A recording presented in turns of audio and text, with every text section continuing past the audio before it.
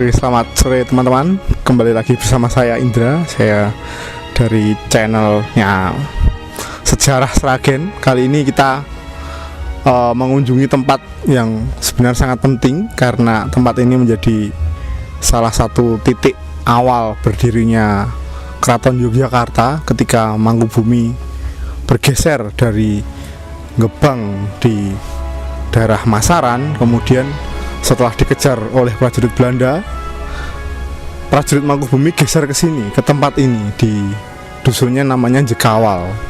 Sekarang dukuhnya masuk Dukuh Ngerancang, Jekawal, Tangen, Kabupaten Sragen. Jadi kalau boleh cerita sedikit, di sini itu semacam jadi pusat komando militernya Mangkubumi waktu itu. Jadi tahun setelah 1747 Mangkubumi bergeser ke utara, jadi dia membentuk pasukannya ke sini. Di sini tuh hampir 1,5 tahun untuk kemudian menyerang lagi ke Solo untuk kedua kalinya. Dan di tempat ini pula nanti Mangkubumi menerima utusan dari Gubernur Semarang. Waktu itu ada Pangeran Endronoto. Dan di tempat ini pula nanti Pangeran Sambernyowo dan pengikutnya Laskar-Laskar Sambernyowo dari anak-anaknya Mangkunegoro kemudian bergabung pula dengan prajuritnya Mangkubumi di sini, yang kemudian tempat ini dinikahkan pula Pangeran Sambernyowo dengan Raden Ayu Inten, anak perempuannya Mangkubumi.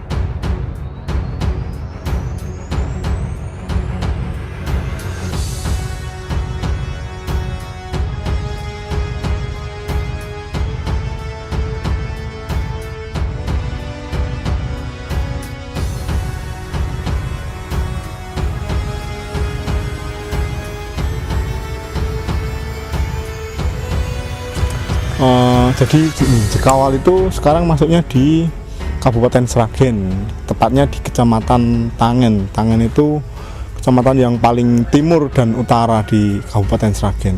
Sementara Jekawal ini adalah salah satu yang desa yang paling utara lagi. Jadi setelah hutan sini, di belakang sana nanti ada hutan jati. Nah, setelah hutan jati itu masuk ke Kabupaten Purwodadi.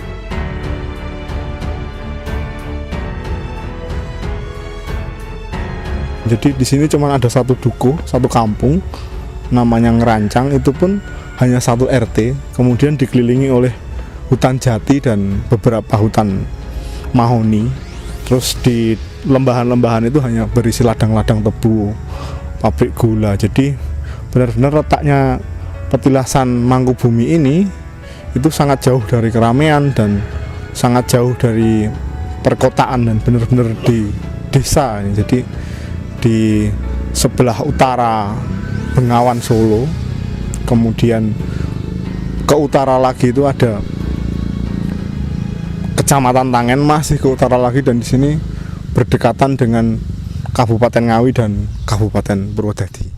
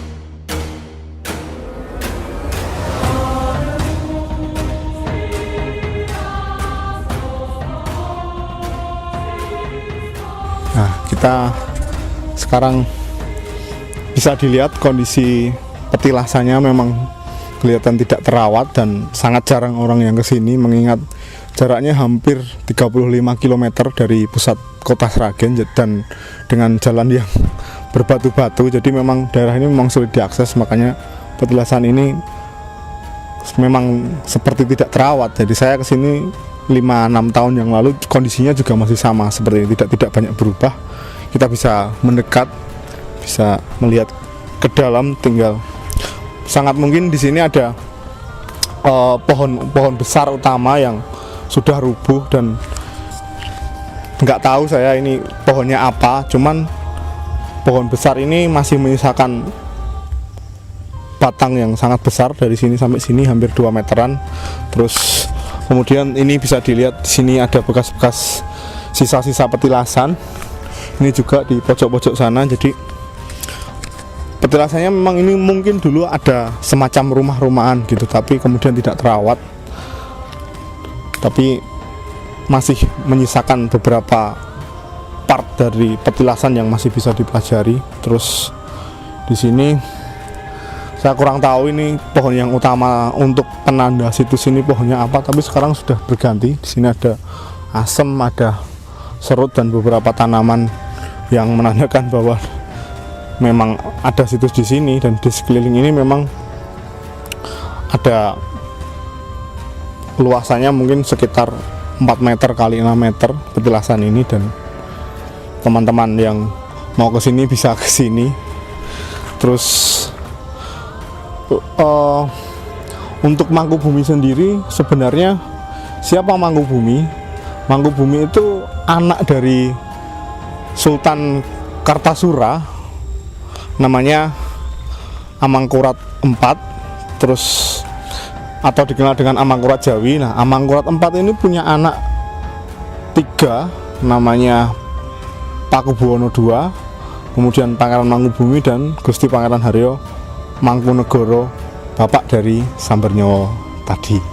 Jadi kemudian Mangkubumi itu, singkat cerita, Mangkubumi itu punya dendam dengan Belanda karena Belanda terlalu sewenang-wenang terhadap kekuasaan Kartasura. Akhirnya Mangkubumi melawan dalam perang Mangkubumen namanya, sampai nah salah satu titik pentingnya itu di sini selain di Gebang. Jadi nanti di kemudian hari ketika perang Mangkubumen itu Belanda tidak berhasil mengalahkan Mangkubumi, akhirnya Belanda menyerah di Perjanjian Giyanti, dan kemudian Mangkubumi mendapat separuh tanah Mataram di Yogyakarta, termasuk di Sukowati ini, di Sragen. Dan kemudian Pangeran Mangkubumi pindah dari Sukowati ke Yogyakarta dan mendirikan Kesultanan Yogyakarta. Pangeran Mangkubumi kemudian bergelar Sri Sultan Hamengkubuwono I Jogja.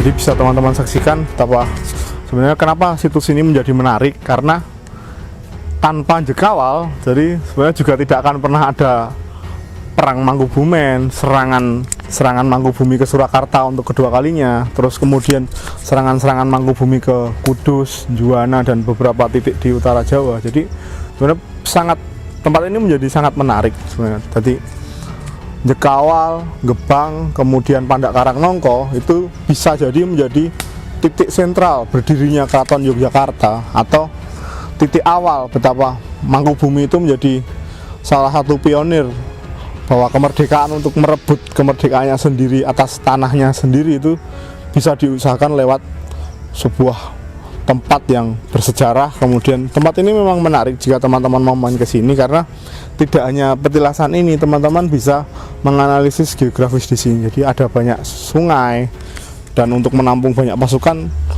sebagai panglima perang, Mangkubumi sudah sangat memperhitungkan tempat ini, bahwa tempat ini memang sangat strategis, jauh dari pantauan musuh, kemudian punya sumber daya yang banyak dan luas, kemudian bisa untuk menggodok prajurit itu untuk menjadi prajurit-prajurit yang mampu bertahan di perang-perang Mangkubumen selanjutnya. Jadi Jekawal menjadi salah satu pionir, bahwa tanpa Jekawal nampaknya memang peperangan Mangkubumi terhadap Belanda juga tidak akan pernah ada, atau tanpa Jekawal mungkin Kesultanan Yogyakarta juga tidak pernah ada. Dan juga seperti yang saya sampaikan tadi, mungkin tidak akan ada persatuan antara Mangkubumi dan Mangkunegaran jika tidak ada tempat ini, karena tempat ini menjadi saksi bahwa Sri Sultan Hamengkubuwono I atau Mangkubumi menikahkan putrinya dengan Pangeran Sambernyowo, yang Pangeran Sambernyowo kelak di kemudian hari kita akan mengenalnya sebagai Gusti Mangkunegara I di Kadipaten Mangkunegara, Surakarta.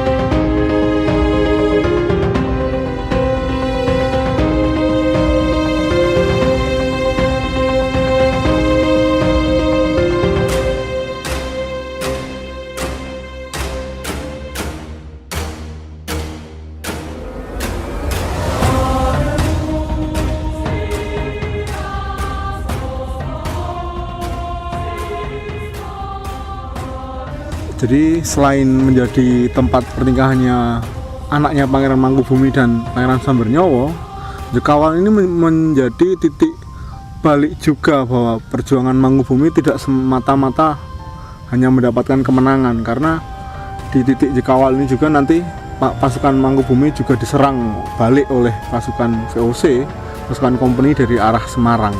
Waktu itu memang Mangkubumi kemudian membuat strategi bahwa membagi pasukannya menjadi dua.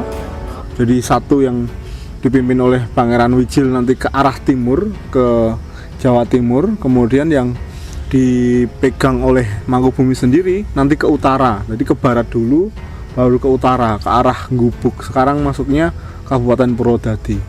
Jadi sebenarnya ketika prajurit VOC ke sini itu sudah tidak mendapatkan apapun juga sebenarnya. Jadi tidak bisa mengejar, sama seperti ketika kasus di Pandak Karangnongko, prajurit VOC yang dari Surakarta ke Karangnongko juga tidak bisa mengejar prajurit Mangkubumi. Jadi di sini Jekawal itu kemudian ditinggalkan dalam keadaan kosong.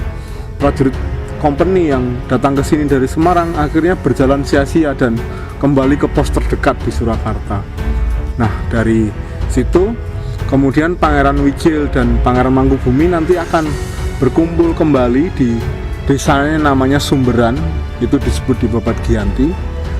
Untuk lokasi persisnya hanya diceritakan bahwa Sumberan itu berada di sisi utara Pandak Karangnongko, sekarang daerah Masaran, dan sebelah barat Jekawal. Jadi sampai sekarang saya juga belum tahu di mana desa Sumberan itu, tapi Sumberan itu juga menjadi salah satu poin penting pertemuan kembali dua pasukan Mangkubumi ini yang dipecah ini nanti kemudian menjadi satu, dan kemudian akan kembali lagi ke sini, ke Jekawal lagi untuk membentuk pasukan lagi. Jadi dari titik itulah kemudian Jekawal ini menjadi situs yang patut untuk dikunjungi di sini. Jadi walaupun pada akhirnya selain Mangkubumi diserang juga, nanti di Jekawal ini pula nanti ada perpecahan antara laskarnya Sambernyowo dengan laskarnya Mangkubumi. Jadi memang banyak perubahan-perubahan setelah 1747, 1749 kemudian resmi ini kongsinya Pangeran Mangkubumi dan Pangeran Sambernyowo ini nanti pecah kongsi, walaupun sama-sama perlawanannya juga terhadap Belanda. Terus untuk informasi lain di Jekawal ini, sekarang Jekawal memang masuk ke ranahnya perhutani. Jadi di sini itu setelah kemerdekaan, karena di sini tuh dulu masuknya itu perkebunan Belanda, perkebunan jati dan perkebunan mahoni. Akhirnya setelah kemerdekaan tempat ini dinasionalisasi oleh pemerintah kita dan berada di bawah naungan PT Perhutani. Dari situ nanti di seputar sini teman-teman bisa lihat sendiri kalau teman-teman kapan-kapan kesini, di sekeliling ini semua penuh dengan hutan jati. Tetapi lagi-lagi karena kita punya etos, jadi etos tersendiri bahwa sebenarnya untuk menjaga tempat-tempat seperti ini, perhutani juga dalam tanda kutip mengkeramatkan wilayah tertentu, dan hutan ini memang seluas ini, bisa teman-teman lihat dari sana-sana itu semua seperti dibiarkan. Jadi memang tidak dibikin hutan produksi, tapi memang untuk menjaga dan mengingatkan kembali bahwa situs ini memang situs penting yang bisa dijadikan pengingat untuk kita maupun untuk anak-anak cucu di masa mendatang.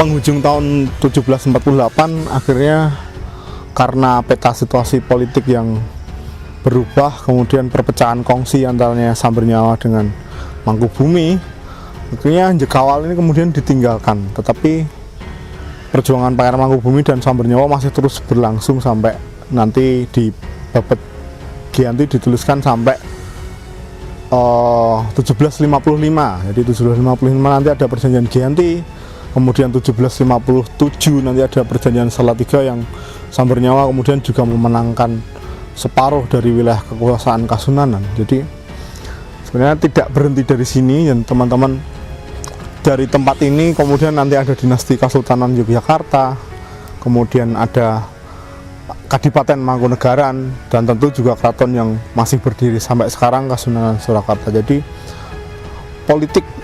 geliat politik di medio 1700-an itu menjadi politik yang menarik untuk diamati teman-teman yang minat belajar sejarah, terutama di era suksesi ketiga Mataram. Jadi ini masuk perang suksesi ketiga Mataram. Jadi karena Mataram terus berulang-ulang berganti-ganti kekuasaan. Jadi yang paling besar memang akhirnya perang Mangkubumen setelah Geger Pecinan, dan Mangkubumi nanti menjadi raja di Yogyakarta dan masih menurunkan keturunannya sampai sekarang.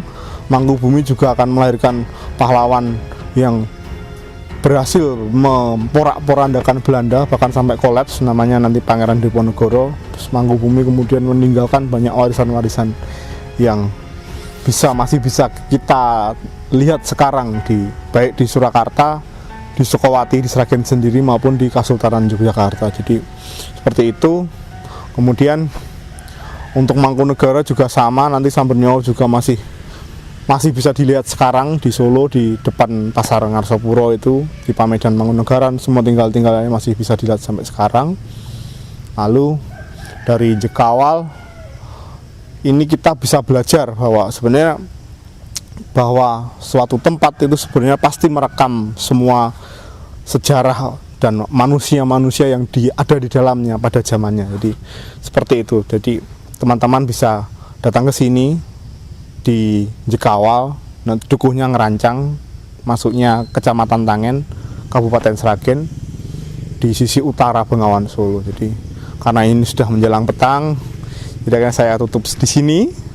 Dan nampaknya tempat ini memang tidak cocok untuk dikunjungi pada malam hari, sangat tidak menyenangkan hawanya. Jadi kita harus siap-siap untuk segera pamit, dan saya pamit. Jangan lupa subscribe channel kami untuk mendapatkan info-info sejarah tentang Sukowati, Sragen maupun wilayah-wilayah lain di seputaran Surakarta. Matur nuwun.